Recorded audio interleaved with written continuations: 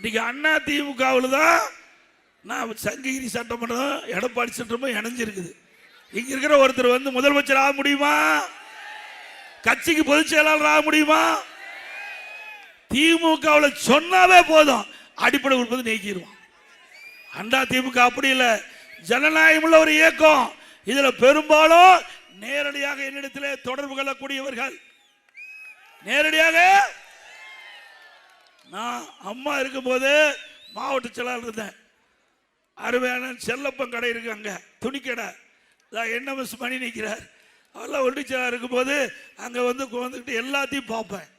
மக்களோடு மக்களாக இருந்து பழகப்பட்டவன் நான்.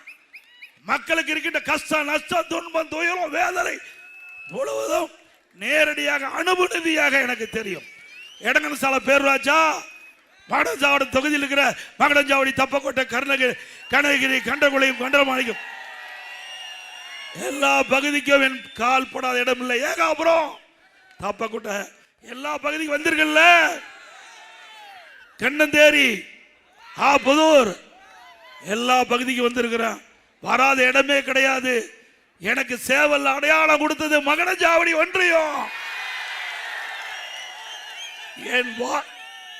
என் வாழ்நாள் முழுவதும் அந்த ஒன்றியத்தை மறக்கவே மாட்டேன். நான் முதல் 1989ஆம் ஆண்டு சேவல் சின்னத்தில் போட்டியிட்ட போது எனக்கு வெற்றி தேடி தந்த ஒன்றியம் மகடஞ்சாவடி ஒன்றியம். அது அண்ணா திமுக கோட்டை.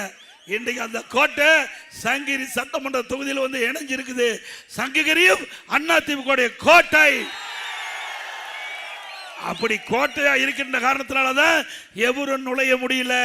2024 பாராளுமன்ற தேர்தலில் கூட இந்த சங்ககிரி சட்டமன்ற தொகுதி அதிகமான வாக்குகள் பெறுவதற்கு இது அண்ணா திமுக கோட்டை என்ற காரணத்தினால